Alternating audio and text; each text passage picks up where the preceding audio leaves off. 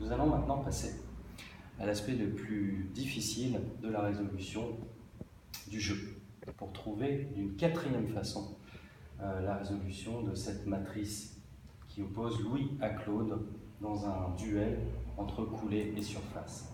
Là, c'est toujours Nash qui va nous aider, mais en stratégie mixte. La stratégie mixte consiste à répéter le jeu un certain nombre de fois, ce qui fait qu'on introduit ce qu'on appelle des probabilités.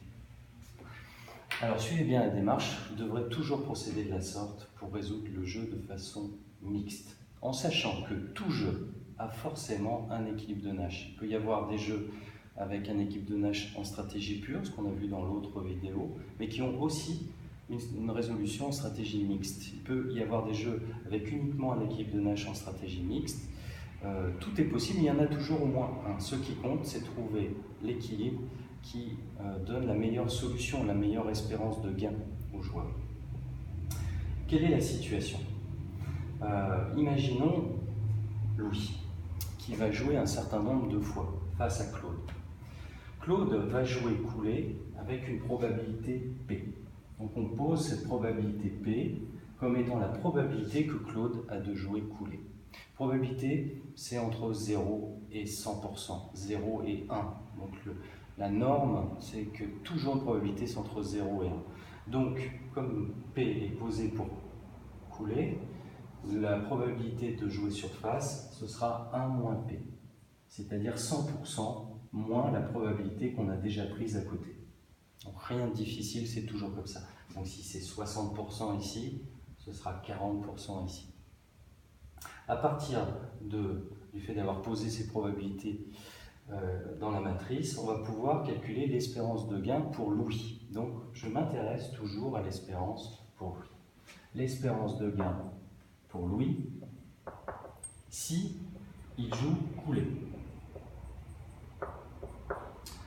Eh bien, je vais multiplier la probabilité de ce que fera Claude par le score aspiré par Louis.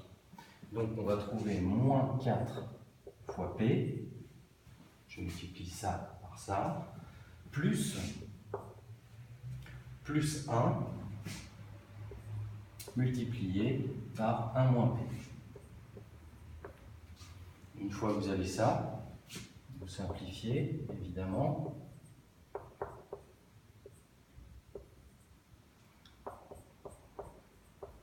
Moins 5P plus 1. C'est l'espérance de Louis s'il joue coulé en posant ce système de probabilité. Voyons maintenant l'espérance toujours de Louis s'il joue surface. Donc l'espérance de Louis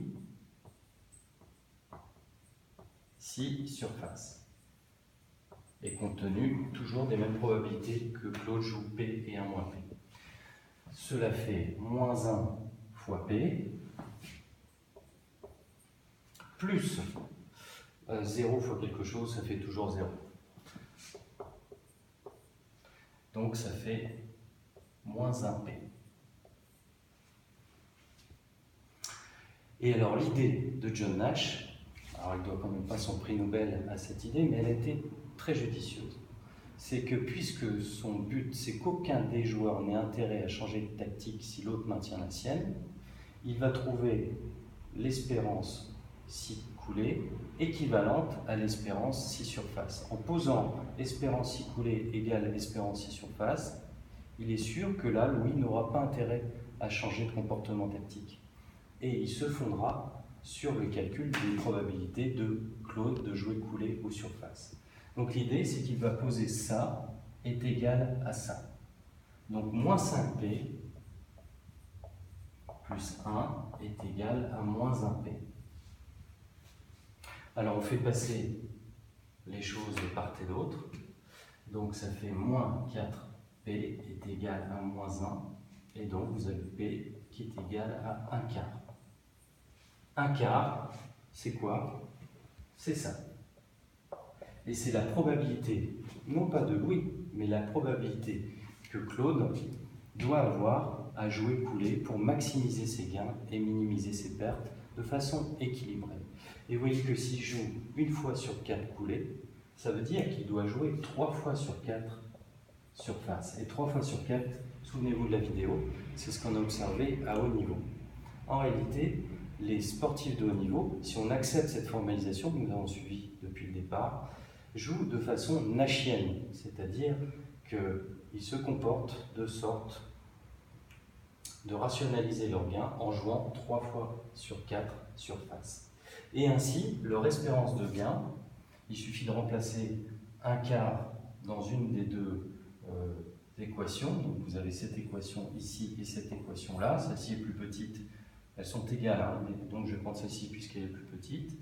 Donc je mets P égale 1 quart, ce qui fait moins 1 quart. Donc l'espérance de gain, en jouant l'équipe de Nash en stratégie mixte, permet aux joueurs d'obtenir moins 1 quart. Et moins 1 quart, pour tout le monde, c'est mieux que finalement plus 1 pour l'un et moins 1 pour l'autre. Parce qu'en stratégie pure, on avait vu qu'il y avait 2 équipes de Nash, mais qui étaient sous-optimaux. C'est-à-dire qu'il y en avait un qui était plutôt très satisfait, plus 1 c'est extraordinaire, et l'autre qui était plutôt insatisfait avec moins 1. Là, tout le monde a moins 1 quart, et on garantit un équilibre beaucoup plus stable. Ça, c'est le résultat optimum qu'on obtient en stratégie mixte. Pour finir, sachez que ce modèle s'apparente à ce qu'on appelle un modèle de jeu d'évolution, de chicken run game ou de colombe versus faucon.